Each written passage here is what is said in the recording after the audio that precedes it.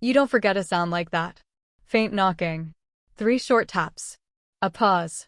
Then 3 again. Like a heartbeat trapped under the floorboards. I thought I was losing my mind. But deep down, I knew. It was him. It was Ilya. The moment I heard it, everything inside me screamed, do something. I didn't think. I didn't ask for permission. I picked up the nearest rock and smashed the window. Mick was shouting something behind me, but his voice blurred out. I climbed through the frame and raced to the back door, praying it wasn't locked. It was. So I did what any girl in love would do when the man she loves is somewhere in the dark and might never see sunlight again. I kicked it in. The house smelled like dust, damp wood, and something sour. Mick, come help, I shouted, stepping over a fallen broom.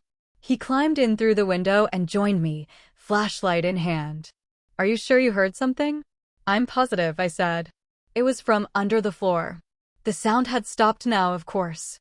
Like a bad joke. I ran to the pantry, pulled open the cupboards, tapped the tiles. And then, a soft echo beneath my feet. Hollow.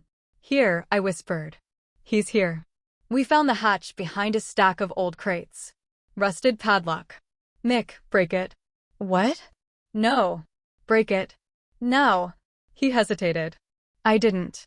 1 slam of the metal bar. 2. The third cracked it open. I pulled the hatch up and a wave of cold air hit my face. A narrow set of stairs. Darkness below. And then, Katya? My knees gave out. Ilya? I'm here. Help me, please. I'd never cried harder in my life. It's strange how life splits. Before and after. Before, I was a girl in love, dreaming of our wedding, showing Ilya houses on my phone. After, I was tearing through locked doors, chasing fake pregnant women, and digging through lies like a detective in a soap opera. It started with silence. Ilya had gone quiet for 2 days. No texts, no calls. I thought he was busy. Then I saw a photo on social media, him with some other girl. A stranger. Dark curls. Big eyes. Very pregnant. Someone tagged her, "Congrats, Dasha. Can't wait to meet the baby." I stared at the photo for a full minute. Then I called Ilya. No answer. I called again. Then I messaged his mom, Hannah. No reply. That's when I knew. Something was wrong. I took the first train to Vorzel. When I arrived at Hannah's house, I saw her sitting on the porch, pale and shaking. She looked up and whispered, "He's been kidnapped." I froze. What? They want $50,000, or they'll send him to me in pieces. I dropped my bag. No police, she added. They said they'd kill him. I didn't know what to say. What could I say? And then, out of the house, walked her. That girl. Dasha. Big belly. Innocent eyes. Arms folded like she owned the place. Who are you? I snapped. I'm his fiancée, she said softly. We're having a baby. My hands trembled. Excuse me. I thought he told you. He's mine. I shouted. That night, I couldn't sleep. Dasha cooked soup in Hannah's kitchen like she belonged there. She sat in Ilya's chair. Wore his hoodie. Called him my love. And Hannah believed every word she said. She's carrying my grandson, she whispered. I have to trust her. I wanted to scream. This girl showed up out of nowhere. Had 0 answers. Said Ilya had been taken, but knew no names, no addresses, no clues. Just pay the ransom. And worse? Hannah was trying to get a loan to do exactly that. I'd sell the house if I had to, she told me, holding back tears. I can't lose him. I didn't blame her. But I didn't trust Dasha. So I started digging. I went to Ilya's university. Showed his photo around. Found his roommate, Mikita. He was shocked to hear about the kidnapping. Wait, what? I thought he went to the Carpathians with the guys. He never showed, another classmate added. That confirmed it. Ilya never left town. And no one had ever heard of Dasha. Back in Vorzel, things got worse. Someone set fire to Hannah's butcher shop. A brick through the window. A note taped to it. Stop digging. Find the money. Or next time it's your house. I begged Hannah to call the police. She refused. They said no police. I can't lose him. I turned to Dasha. She just looked at me and sipped tea. I'm scared too, she said quietly. We're in this together. Liar. Later that night, I snuck into Dasha's guest room. In her suitcase, no ultrasound photos, no prenatal vitamins, no maternity clothes. But she did have a fake belly pad. She wasn't pregnant at all. I stood there frozen. The silicone belly lay in her suitcase like a crime scene clue. Dasha had lied. About Ilya. About the baby. About everything.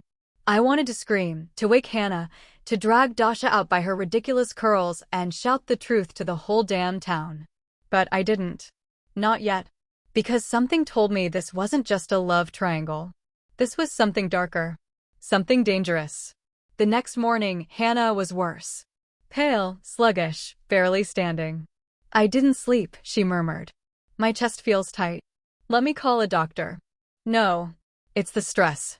I'll be fine. But I knew stress didn't make your pupils shrink like that. I helped her lie down, then slipped into the kitchen, where Dasha was once again boiling water like she was the lady of the house. Tea, she offered. No thanks. You didn't sleep either, huh? I watched her fake smile. Studied her carefully. What hospital are you planning to give birth in? I asked casually. Oh, I'm not sure yet. Hannah said she wanted to be there for the delivery. Dasha blinked. Sure. Of course. She turned away too quickly. I noticed something else. The golden chain around her neck. Hannah's. With the locket Ilya gave his mother last birthday.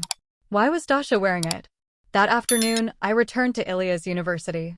I needed more answers. I found Mikita again, this time with a few classmates Ilya had gone climbing with. Wait, one of them said, squinting at me. You're Katya, right? I nodded. I saw Ilya the morning he was supposed to leave. He told me he had an errand before the trip. What kind of errand? Something for a professor. Feeding a dog on a property outside the city. I blinked. Do you know where? He pulled out his phone, scrolled, and showed me a message. Professor Madievsky's dacha, line 7, house 223. I felt my stomach drop. That was the same address I'd found scribbled on a note in Ilya's jacket pocket, the jacket Dasha didn't recognize. Everything was starting to line up. Too perfectly. Mikita offered to go with me. You can't go alone, Katya. Not now. We arrived at the dacha that evening. It was isolated, quiet, and locked up tight. But in the back, just like I remembered, was the same hatch, rusted, chained. And that faint sound. The knocking. The heartbeat beneath the floor. That's when I knew, without a doubt, Ilya was alive. Hours later, after the rescue, after the crying, the shaking, the sheer relief of having Ilya safe in my arms again, we called his mother. No answer. Maybe her phone died, I said. Ilya tried the landline. Still no response. We need to go to Vorzel, he said, pale. Now. We ran.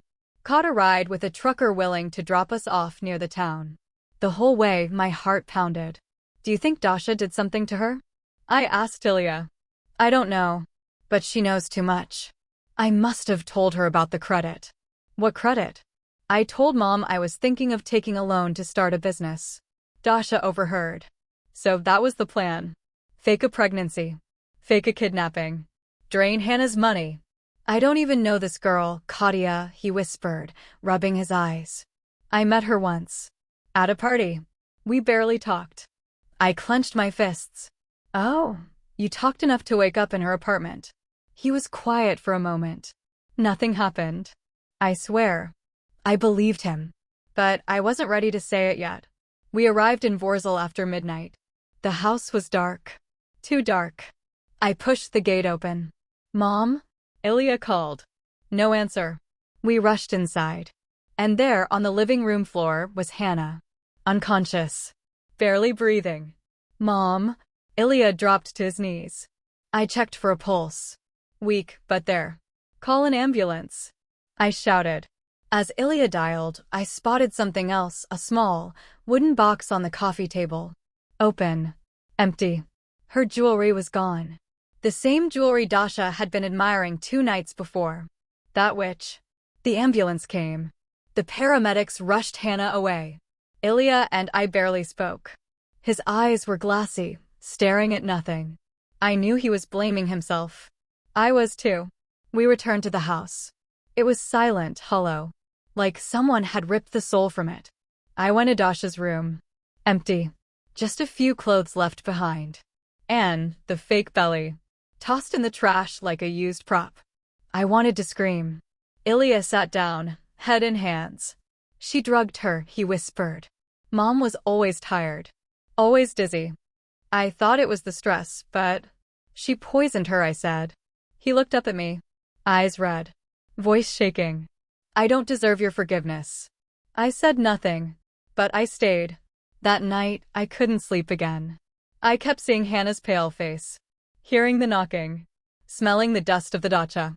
Then my phone buzzed. Unknown number. I answered. A voice. Male. Cold. You shouldn't have found him. The line went dead. I used to think threats like that only happened in movies. You shouldn't have found him. Those 6 words haunted me. They weren't just a warning. They were a promise. I showed the message to Ilya. He tried to act strong, but his fingers shook as he gripped the phone. Do you recognize the number? I asked. No. It's a burner. Of course it was. We spent the rest of the night in silence, watching over the empty house like frightened children. Every creak, every shadow made me flinch. I didn't tell Ilya, but I kept a kitchen knife tucked beneath my pillow. Because whoever had locked him in that cellar wasn't done. And I had a sinking feeling Dasha hadn't worked alone. Hannah was recovering slowly in the hospital. The sedatives in her blood were strong, not fatal, but close. Who gave you tea that morning? The doctor asked. She blinked weakly. Dasha. I think. It tasted strange. My blood boiled. She could have killed you, I whispered, holding her hand. Hannah turned her head. Where is she? We don't know. Yet? 2 days later, we got a lead. A friend of Ilya's had seen Dasha leaving town in a dark green car, not alone. A man was driving. Bald, maybe 40-something. Heavy-set. Definitely not a friend. Ilya looked at me. She had someone helping her all along. And I bet he's the voice on the phone. We went straight to the police. No more waiting. No more hiding. This time, Hannah agreed. But the officer's face stayed blank as we spilled the whole twisted story. The fake pregnancy, the ransom, the fire, the poisoning, the kidnapping. That's quite a tale, he said slowly. But there's no physical evidence she harmed Hannah. Or that your friend was held against his will. What do you mean? I snapped. He was locked in a cellar. And you broke into that cellar, yes? He asked. Ilya and I exchanged glances. I'm not saying we won't look into it, the officer continued. But without proof of intent, this looks like a misunderstanding between young people. Maybe even jealousy. My fists clenched under the table. They thought this was a lover's spat. After we left the station, I broke down in the car. I knew it, I sobbed. They won't help us. Ilya reached over and held my hand. We'll find her ourselves. That evening, Hannah called us from the hospital. She's gone, she said softly. What do you mean? My jewelry box. The money. All of it. Gone. She took it all while I was unconscious. My heart dropped. She's running, I whispered. But where? Ilya asked. Then I remembered something. Back when I first arrived in Vorzel, during our first shouting match, I asked Dasha where she'd met Ilya. She said, at the institute. But she didn't know the name of his dorm. Didn't know his major. Didn't know anything. She slipped up. And that meant someone else told her those details. Someone who did know Ilya. Who fed her everything she needed to pretend. But who? I went through Ilya's social media. Messages. Old comments. Likes. Nothing suspicious. Then I opened his tagged photos. One stood out. It was from a birthday party 2 months ago. A small group. Ilya, Mikita, 2 other guys. And someone else. A man in the background. Bald. Heavy-set. Smoking. I zoomed in. He wasn't smiling. Just watching. I sent the photo to Ilya. Do you know him? Ilya called instantly. That's Victor. He used to sell gym memberships outside campus. Weird guy. Always asking about people. Gave Dasha a ride once, I think. Of course he did. We took the photo to the police. Still, they weren't moved. Unless this Victor has a record, there's nothing we can do. I wanted to throw the file at the wall. We have to find them ourselves, I said. Ilya hesitated. You're sure? No. But I'm not sitting and waiting for another call. I want my life back. The next day, I returned to the hospital alone. Hannah looked stronger. Still pale, but her eyes had fire again. You're brave, she said, squeezing my hand. I'm just angry, I replied. She smiled faintly. That too. I hesitated. Do you trust me? With my son's life. Then listen. I need to know something. Did you ever tell anyone else about the loan you were planning? Her brow furrowed. No. Just Ilya. And the bank manager. A friend. Petro. I knew that name. He was mentioned by someone back in town. He was also the one Hannah asked for help when applying for credit. My stomach turned. Has he visited you since the hospital? Her face tightened. No. He hasn't even called. We had another lead. And this time, I wasn't going to ask for permission. That night, Ilya and I drove to Petro's property. An old farmhouse on the edge of the woods. No lights. No car in the driveway. Let's check the shed, I whispered. Ilya nodded, flashlight in hand. We crept across the yard, crunching dead leaves underfoot. The shed was half open. Inside, tools, crates, junk. And something else. A set of receipts. Bank withdrawals. All under Hannah's name. Thousands of dollars. And at the bottom of the pile, a note. Sloppy handwriting. Meet you at the cottage. Same place as last time. V. Ilya stared at me. We found them. I thought I was prepared.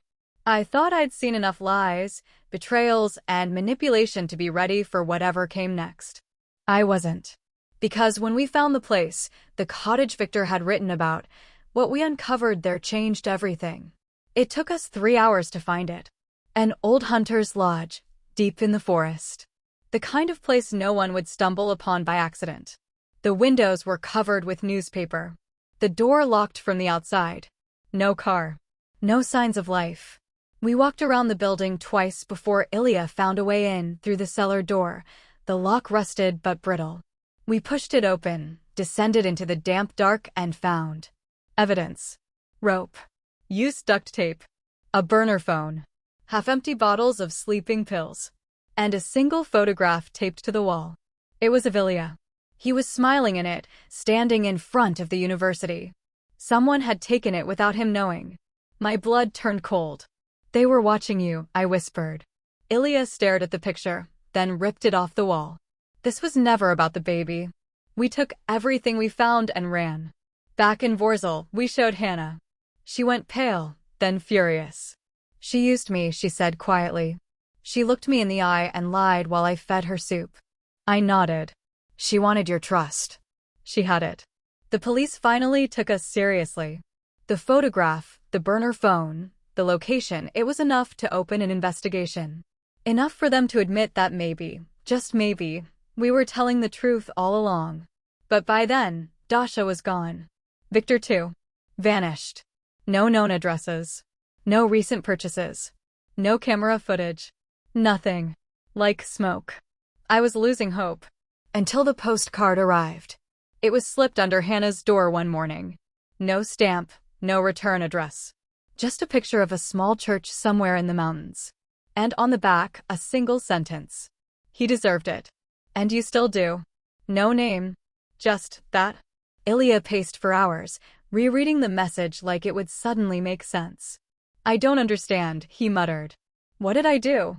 Who is she? And that's when something clicked for me. What if it wasn't random? What if Dasha had picked Ilya not just because he was young and kind and a little too trusting, but because of something else? Because of something she knew. We pulled up every old message, tag, and memory we could. And then we found it. An old Facebook photo from 4 years ago. A group camping trip.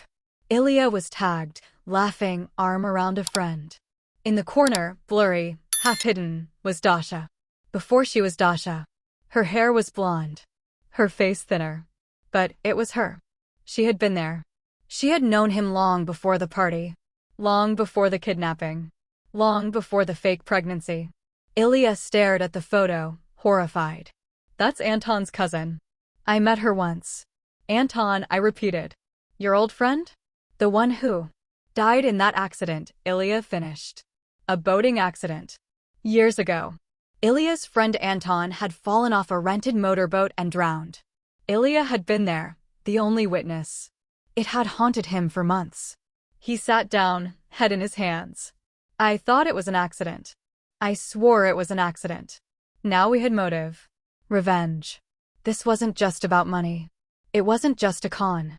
It was personal. And suddenly it made sense. The calculated charm. The fake intimacy. The pregnancy lie. The poisoning. The manipulation. Dasha didn't just want to destroy Ilya's life. She wanted to make him suffer. And she had almost succeeded. But there was one thing she hadn't planned on. Me.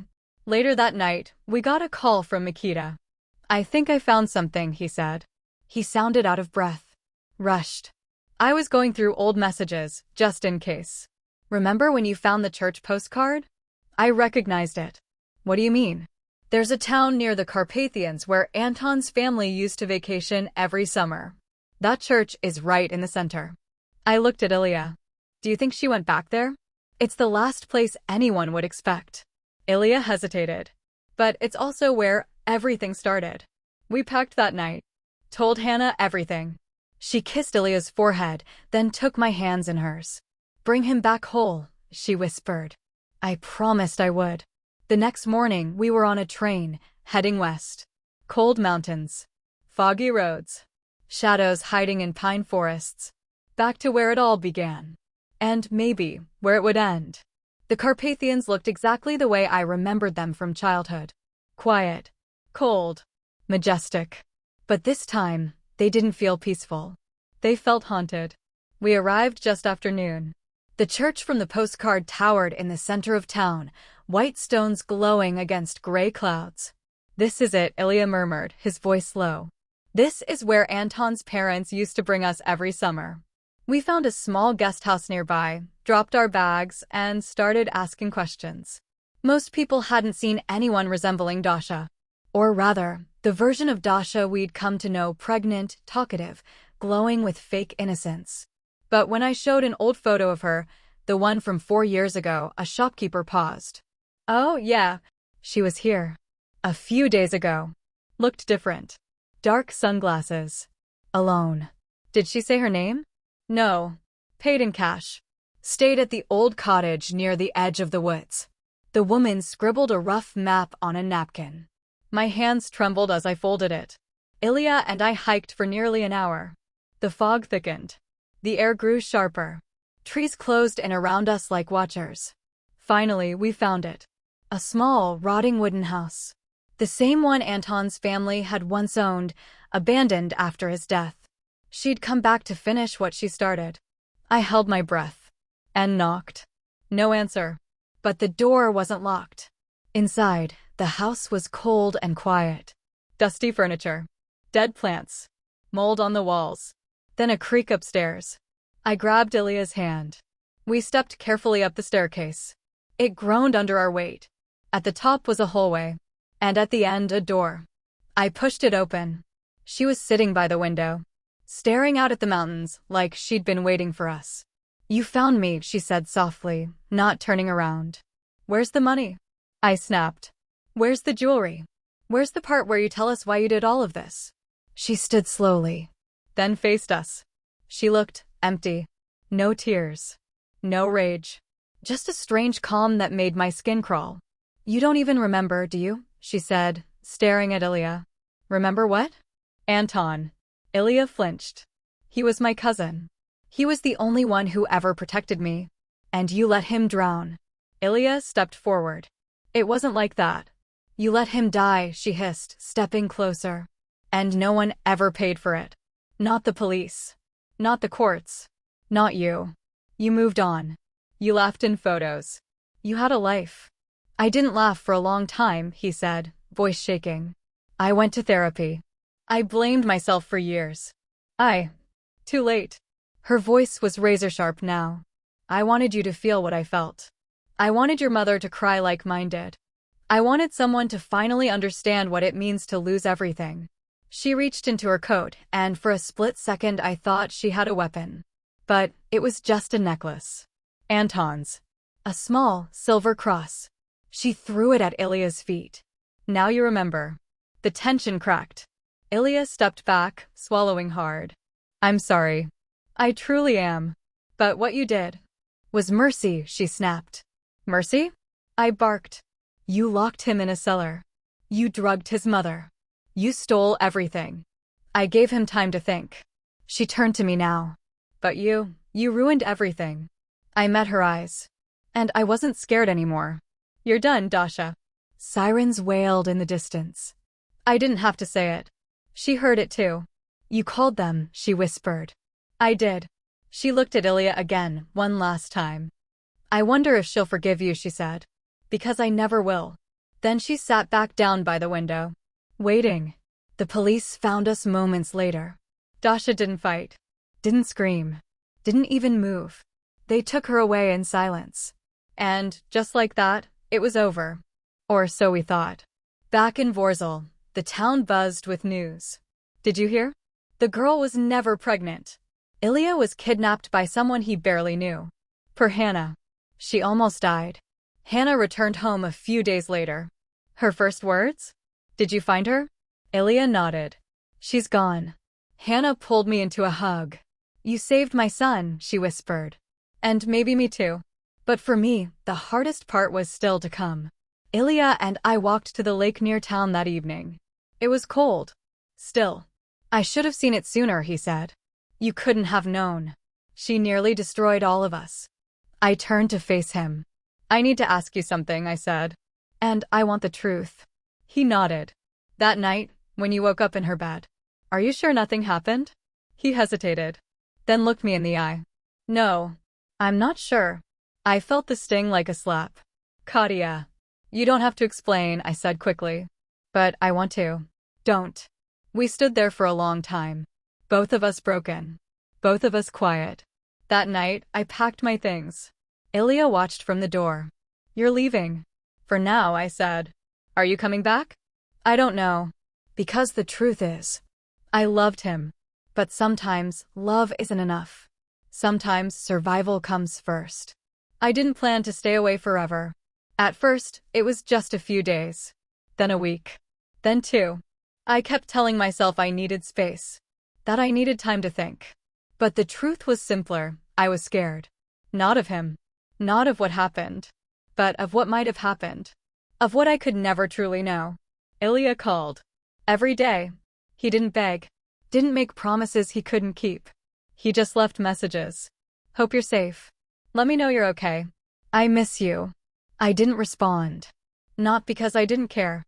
But because I cared too much. I moved back to Kiev. Crashed with a friend. Took a waitressing job to keep busy. At night, I'd lie awake and replay every moment. The fake pregnancy. The photo under the floorboards. The sound of Ilya's voice, whispering through the cracks, Katya, help me. I'd saved him. But in saving him, I'd also uncovered something I could never unknow. That people can be hunted, manipulated, broken. And that love, even the purest kind, isn't immune to trauma. Weeks passed. One morning, I got a letter in the mail. No return address. Inside was a folded sheet of lined paper. Handwritten. Katya. I understand why you left. I would have left me too. I don't expect forgiveness. I don't expect anything. But if someday you find it in yourself to come back, not just to me, but to you, I'll be here. Still loving you. Still hoping. Still grateful you saved my life. Ilya. I stared at the page until the ink blurred. Something cracked open inside me that day. Not forgiveness. Not yet. But willingness. A quiet, tentative courage. So I went back. To Vorzel. To Hannah's front porch. To the quiet streets. To the house that held 1,000 memories and one impossible story. He wasn't home. But his coat was on the hook. And his muddy shoes by the door. I sat on the porch and waited. The sun was setting when he finally walked up the path. He froze when he saw me. Hi, I said, standing. He blinked. Are you real? Mostly. We both laughed, awkward, sad, relieved. Then he said, "Do you want tea?" I nodded. "Yeah, but only if you have those awful cookies your mom makes." He smiled. "I saved you a pack." We didn't talk about everything that night. Some wounds weren't ready. But we talked about small things. Weather. University. Hannah's new puppy. And in between those things, something softened. I watched him move around the kitchen. Still limping a bit from the cellar. Still quieter than he used to be. But still him. Still Ilya.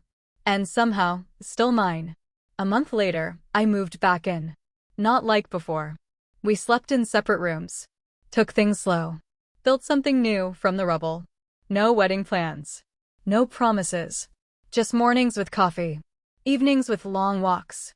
And hands that still found each other in the dark. Dasha was sentenced to 7 years. Victor got 10. Neither one ever apologized. But Ilya didn't need them to. He had his closure. And I was starting to find mine. People ask me why I stayed. Why I forgave. Why I chose to rebuild a life that had nearly been destroyed. And the answer is simple. Because love isn't about avoiding pain. It's about choosing who's worth hurting for. Ilya didn't just survive. He changed. He fought to become better. To be honest. To be strong. And me? I'm no longer the girl who trusted too easily. I'm the woman who trusted herself. Who fought for the truth. Who walked through hell and came back whole. It's not a perfect ending. But it's ours. And sometimes, that's more than enough.